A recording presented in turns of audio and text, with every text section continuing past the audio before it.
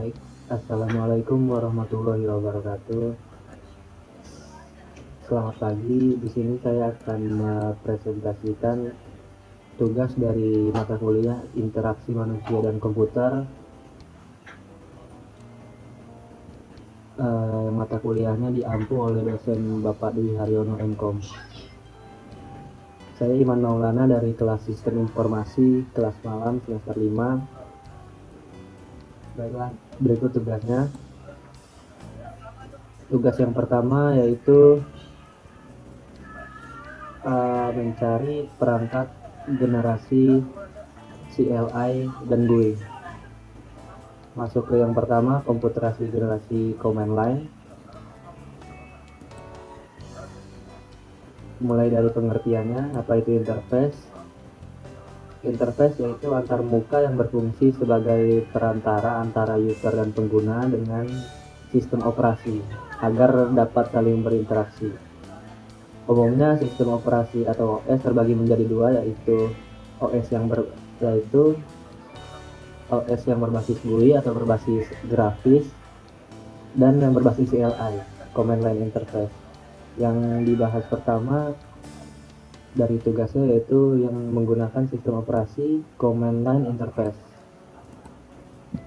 Di Command Line Interface itu antar muka pada sistem operasi yang menggunakan baris perintah atau teks untuk berinteraksi dengan sistem operasi. Pengguna cuma dapat menggunakan keyboard dengan mengetikkan perintah atau komen tertentu. Penerapannya CLI lebih dituju kepada sistem operasi yang digunakan komputer server dan dioperasikan oleh IT administrator. Menggunakan CLI dirasa lebih efisien dan cepat dibandingkan GUI. Operasi CLI atau biasa disebut DOS atau Command Prompt. Ada juga Linux berbasis teks, Cisco IOS, Mikrotik, dan lain-lain. Itu contoh-contoh sistem operasi yang berbasis CLI. Lalu untuk perangkatnya sendiri, di sini bisa dilihat pada PC generasi ketiga, yaitu PC 9800. PC ini dikeluarkan tahun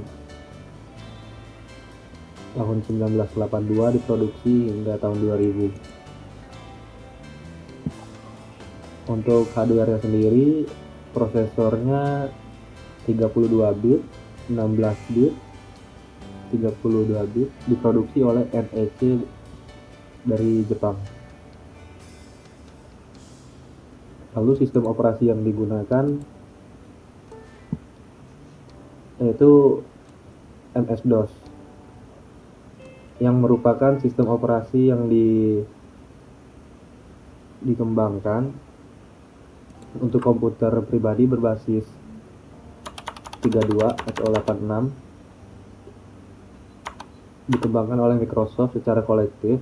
Microsoft DOS sendiri hanya rebranding dari IBM PC DOS, dan beberapa sistem operasi yang berupaya kompatibel dengan MS-DOS disebut sebagai DOS saja, singkatan umum untuk operating disk. Bisa untuk UI-nya sendiri bisa dilihat seperti di gambar.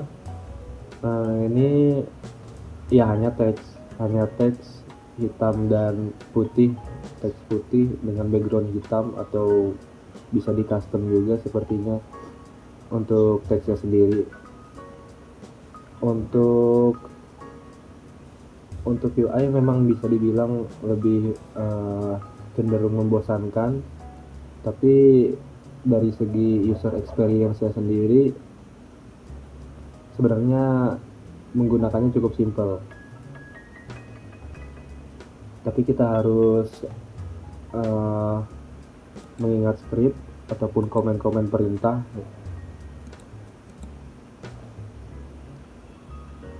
Juga ini ringan dan kinerjanya cepat karena dia hanya berbasis teks. Yang berikutnya ada komputer generasi graphical user interface atau GUI. yang pada umumnya yang udah digunakan dari tahun 2000-an hingga sekarang. Kita lebih familiar dengan graphic user interface.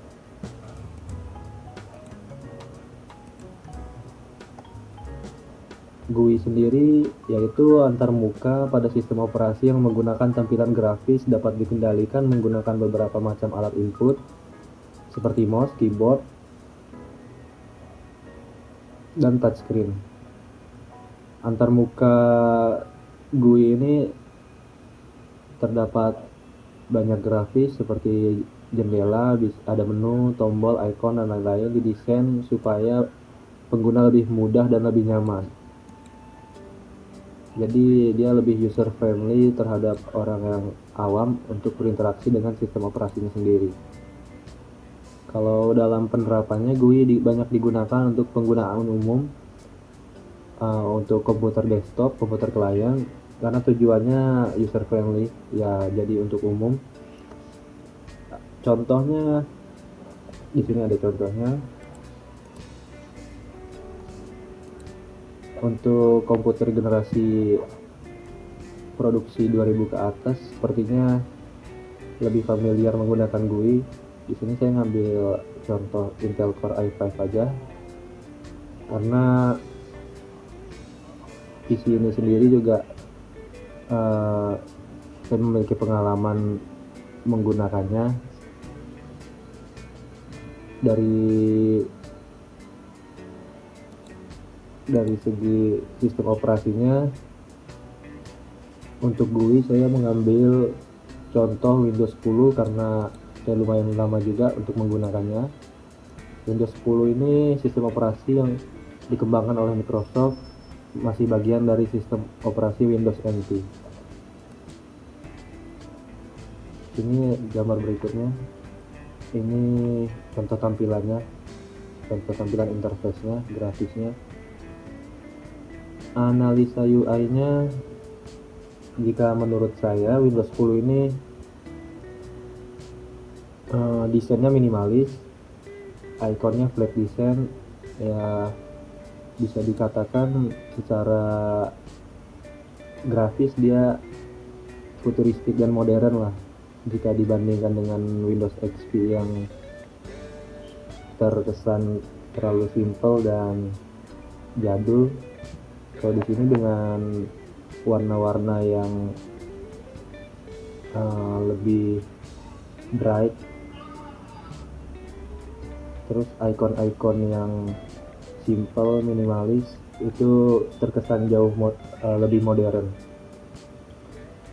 Untuk UI-nya tapi cukup kompleks juga. Jadi pada menu Windows-nya itu banyak fiturnya lagi. Kalau dari user experience-nya sendiri, sejauh ini saya lumayan suka karena yang pertama untuk bootingnya sendiri cepat bila dibandingkan Windows yang lain. Terus untuk kinerjanya juga udah lumayan ringan. Ini juga Windows 10 untuk instalasinya memerlukan spesifikasi tidak begitu tinggi. Berikutnya analisa UI dan UX pada smartphone. Di sini saya menganalisa smartphone iPhone 6s karena itu adalah smartphone yang digunakan sehari-hari. Jadi saya lebih nyaman untuk nge-reviewnya. Kalau dari sistem operasinya iOS itu dari dulu tidak banyak perubahan, masih dengan khasnya Apple.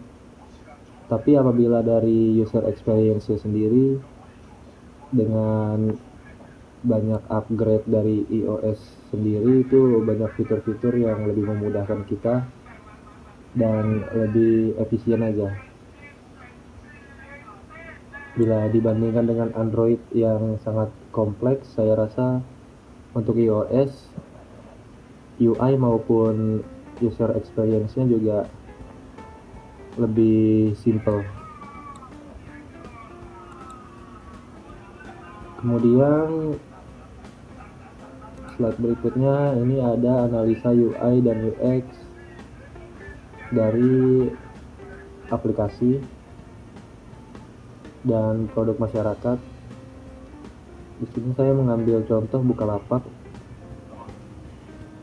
karena saya terbiasa juga menggunakan aplikasinya maupun mengakses webnya.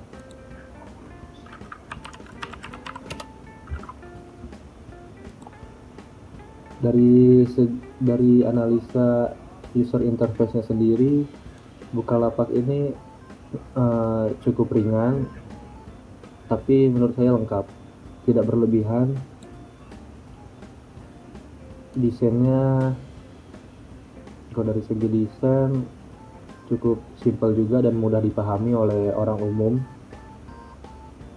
Namun dari segi user experience-nya, ini saya rasa gampang-gampang susah atau bisa dibilang agak kompleks juga.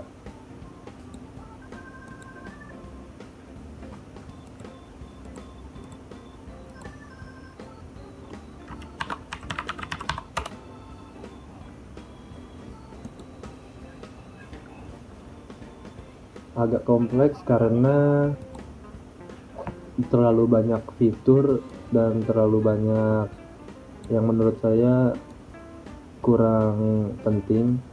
Namun di sini di Bukalapak ini mereka selalu memberikan panduan untuk menu-menu dan fitur-fitur yang mereka sediakan. Dari experience-nya sebenarnya cukup kompleks, namun jika kita menggunakan yang kita perlukan saja itu sangat simpel. Kalau dari user interface-nya saya suka, sudah cukup memuaskan karena dia simpel dan gampang dimengerti. Apabila ada user pertama yang mengakses Bukalapak baru pertama kali, itu sepertinya akan langsung paham karena interface-nya ini friendly sekali. Baik, demikian penjelasan saya dari tugas pertama dan tugas kedua mata kuliah interaksi manusia dan komputer. Sekian, terima kasih.